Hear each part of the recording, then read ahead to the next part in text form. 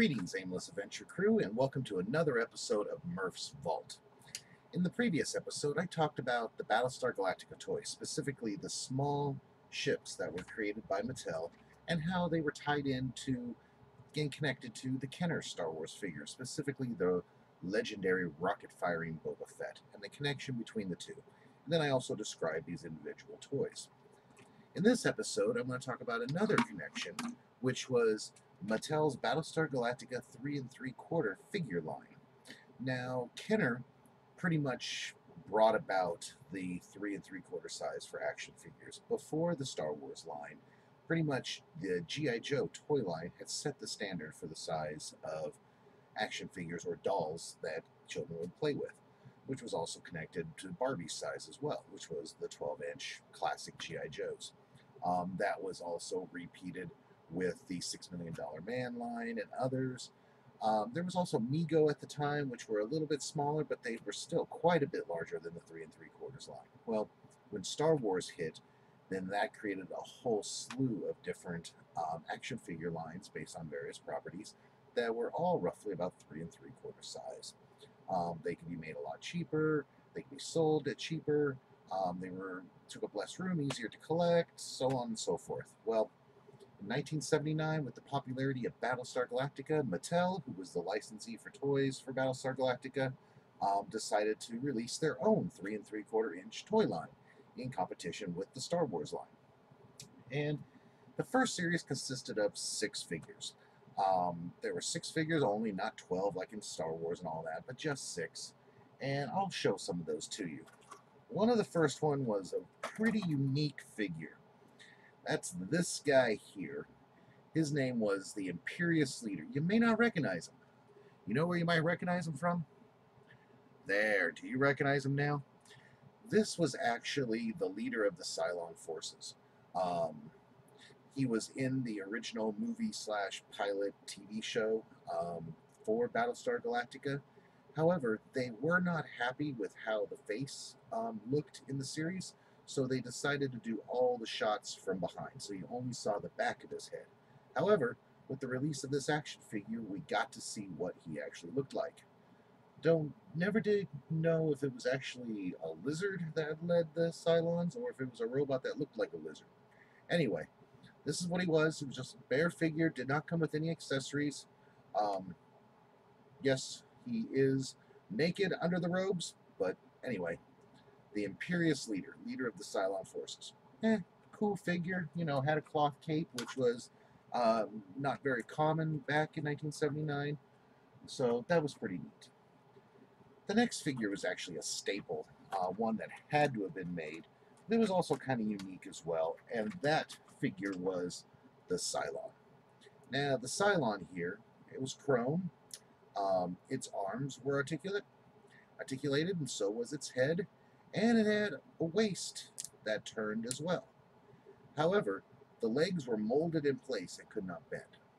It came with a gun that could be held in his arms. That was basically it. So basically, you could pose this person standing there holding its gun. Pretty cool figure, once again, at the time. Pretty neat. But, could have been a little better. But anyway, that was the other figure, the Cylon. Now then, another figure of the first 6 that were released was the Ovion. You only saw these guys in the original pilot/movie, whatever you want to call it. They were the aliens on Carolon. They were the ones that were actually luring humans there so they could feed them to their young.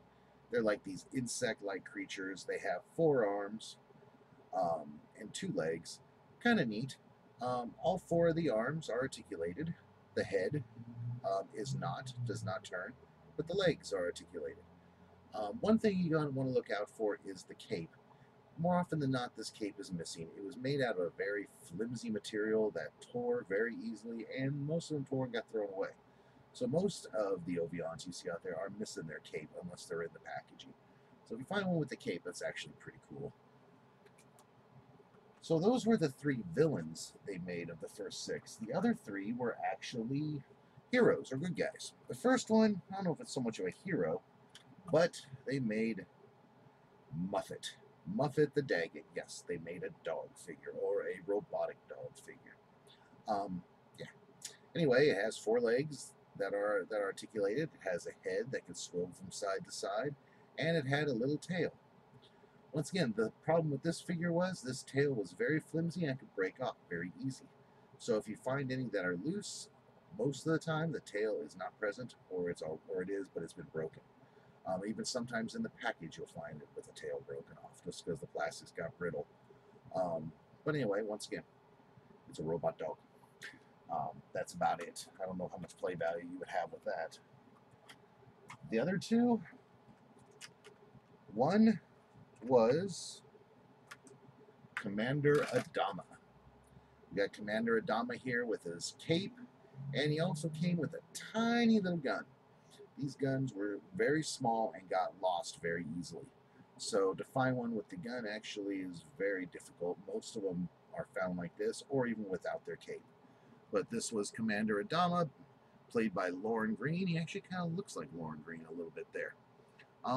The arms are articulated, the legs are, and the head is. So once again, you had your leader of the good guy forces to face off against the Imperious leader. Let me put this guy away here. And then the last one of the original six was actually Starbuck. He also came with a gun, just like Adama. Pretty much same design.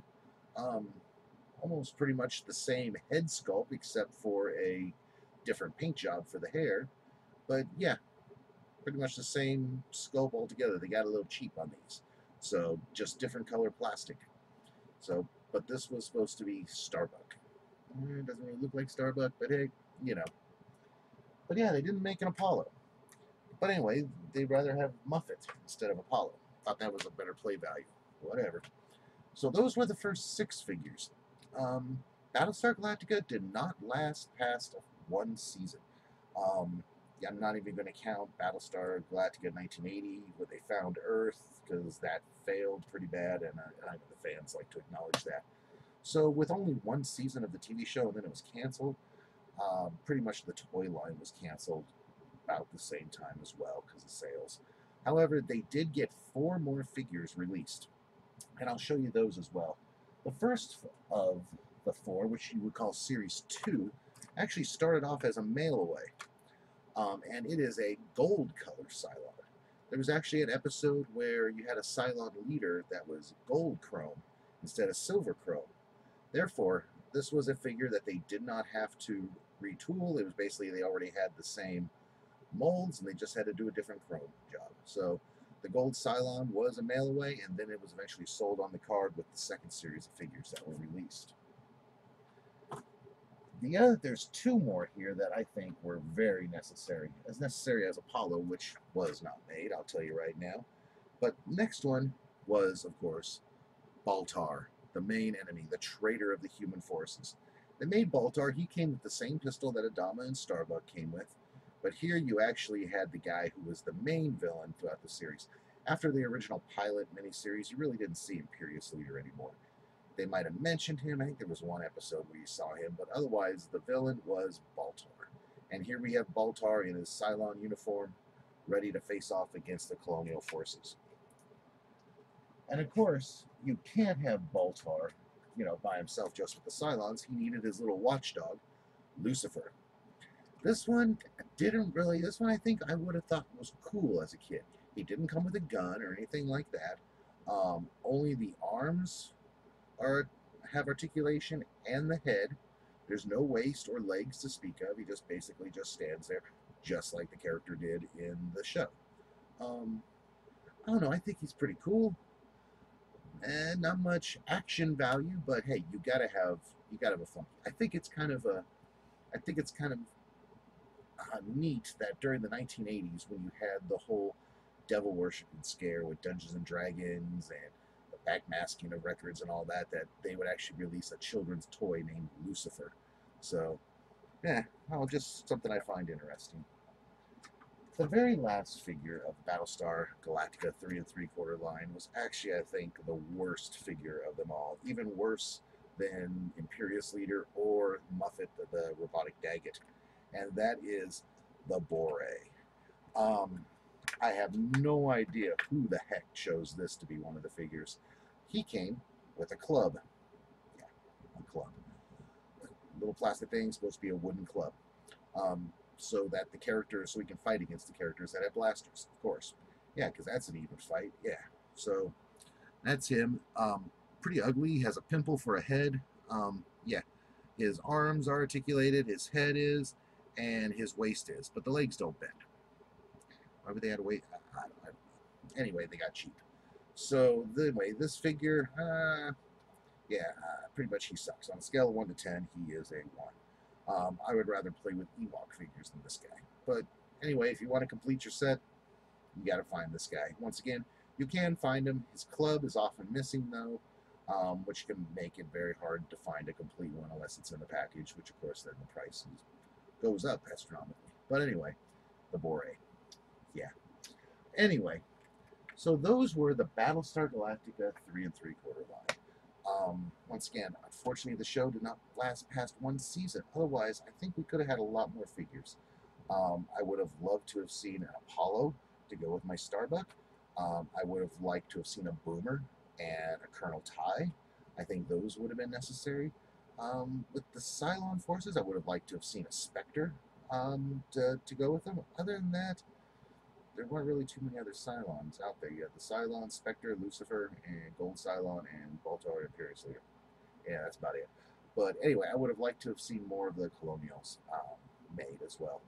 So, but anyway, maybe Count Iblis. That would have been cool. The devil himself. Anyway, thank you for joining me in Murph's Vault. Join me next week when I will have another item from my vault that I will be showing you. Thank you very much. Now I return you to your aimless adventure. Later.